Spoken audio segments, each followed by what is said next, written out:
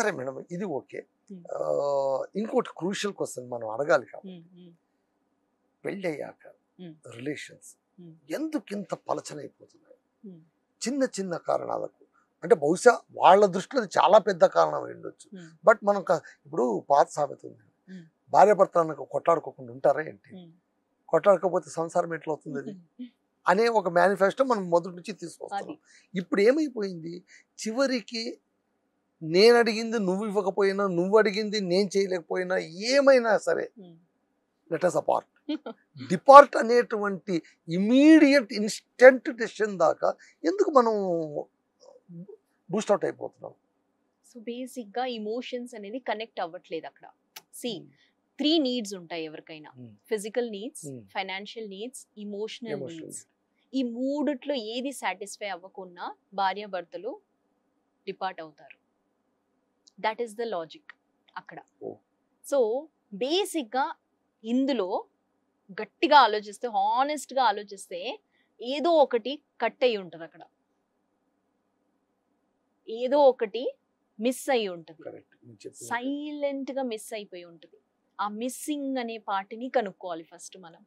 ఒక భార్య భర్త అన్నప్పుడు వాళ్ళలోని బౌండరీస్ అనేది ఎవరికైనా important, right? So space, personal space ఉండి ఉండాల్సిందే, ఎవరికైనా కావాల్సిందే. మన మధ్య స్పేస్ వద్దు, అవసరం లేదు, మన రిలేషన్ అద్భుతంగా ఉంది అనుకునే పరిస్థితి లేదు. బౌండరీస్ అనేది దాపరికాలు ఉండాలి. బౌండరీస్ అనేది దాపరికాలు. పర్సనల్ స్పేస్ అంటారు, దాన్ని మనం దాపరికం అంటాం. పర్సనల్ స్పేస్ అంటే నాకు నచ్చని పని మా ఆయనకి తెలియాలి, మా ఆయనకి నచ్చని పని నాకు తెలియాలి. I have to give space there.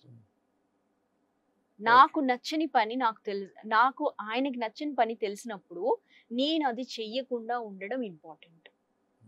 అలాంటి ఒక బౌండరీని తీసుకురావాలి. అంటే కమ్యూనికేషన్ అనేది ఎలా ఉండాలంటే daily project. Husband and wife అనేది ఒక డైలీ ప్రాజెక్ట్ అనుకోవాలి. మనం ఏమనుకుంటాం, పెళ్ళి అయింది కట్టేసాం కదా, ప్రాజెక్ట్ కాదు అన్నారు. ఇప్పుడు భార్య భర్తల మధ్య ప్రాజెక్ట్ ఉండాలి అంటున్నారు. అర్థమైంది కదా, ఐ కాంట్ ఎక్కడ అండర్స్టాండ్. నడుస్తుంది చూసారా, ఫ్యామిలీలో ఎక్కడ ఫ్రిక్షన్స్ అవుతున్నాయి చూసారా. Husband and wife is the main energy. అక్కడ అయ్యేది masculinity and femininity energy is getting that kind of conversion. ఆ ఇంట్లో శివ్ శక్తి, శివ్ అండ్ శక్తి, ఇంకేం కావాలి ఆలోచించండి. ఓకే మేడం, మీరు ఇట్లా అంటున్నారు కదా, నేను ఇంకొకటి అడుగుతాను క్రూషియల్గా. ఇప్పుడు అంటే మోడర్న్ డేస్ ప్రతి ఒక్కరూ ఎదుర్కొంటున్నటువంటి కామన్ ప్రాబ్లం, ఎవరు బయటికి చెప్పరు, పర్సనల్ స్పేస్ పేరిట పర్సనల్ సీక్రెట్స్ మెయింటైన్ చేసుకోవడం. ఇది నా హక్కు అనడం, నా లైఫ్లో నువ్వు వచ్చావే కానీ చొరబడొద్దు అని చెప్పడం, నువ్వు ఇంటల్జ్ కావద్దు, just you came in my life but you should not intervene in my things అనేటువంటి పర్స్పెక్టివ్ మొబైల్ దగ్గర అయిపోతుంది. ప్రతి ఒక్కరు కూడా లాక్ పాస్వర్డ్ పెట్టుకుని ఉంటారు. ఒకరి పాస్వర్డ్ ఇంకొకరు బ్రేక్ చేయడానికి కూడా పోరు. కానీ అదే కొన్ని సందర్భంలోన డిపార్ట్కు కారణాలు అయిపోతుంటాయి.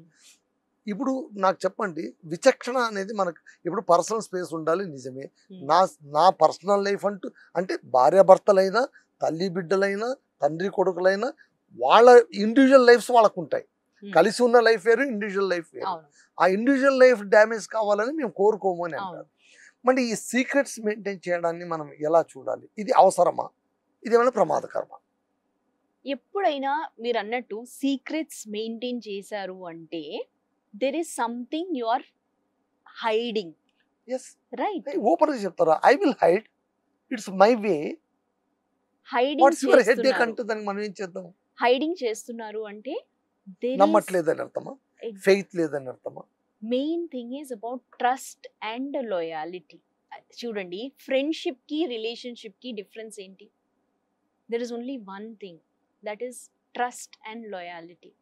ఈ రెండు, ఫ్రెండ్షిప్ ఎవరితోనన్నా ఉండొచ్చండి, relationship there has to be a trust and there has to be a loyalty. ఈ రెండు పదాలని మనం అర్థం చేసుకోవాలి in husband and wife relationship. ఇది రెండు ఉందనుకోండి, అలాంటి ఫ్యామిలీని చూడండి, హస్బెండ్ అండ్ వైఫ్లో loyalty and trust, you do not find that friction. ఇలా చూడగానే అర్థమైపోద్ది హస్బెండ్, ఇలా చూడగానే అమ్మాయికి అర్థమైపోద్ది మా ఆయన ఏం చెప్తున్నారు. అది that is what has to B built. It's not about మొబైల్లో పాస్వర్డ్ ఉంటే మేబీ తనకు ఆఫీస్కి వెళ్ళినప్పుడు అక్కడ ఎవరన్నా చూస్తారని పెట్టుకున్నాడేమో అని ఉండాలి, కానీ భార్య చూడకుండా ఉండడానికి పెట్టుకోవడానికి కాదు. అంటే ఇక్కడ మళ్ళీ ఏమవుతుంది అంటే ఇప్పుడు vibrations. మనం ఎన్నో సీన్స్ చూస్తుంటాము, రియల్ లైఫ్ లో కూడా ఉండొచ్చేమో. భర్త బాత్రూమ్కి వెళ్ళగానే భార్య మొబైల్ తీసి చూడము, భార్య All అటు these are- పడుకోగానే భర్త ఇట్లా బ్రేక్ చేయడానికి all these are worries. Peeping అంటే worries. See, two things can happen. That is, నేను అంటున్నాను కదా, మన టెక్నిక్స్ ని మనం మార్చాల్సింది.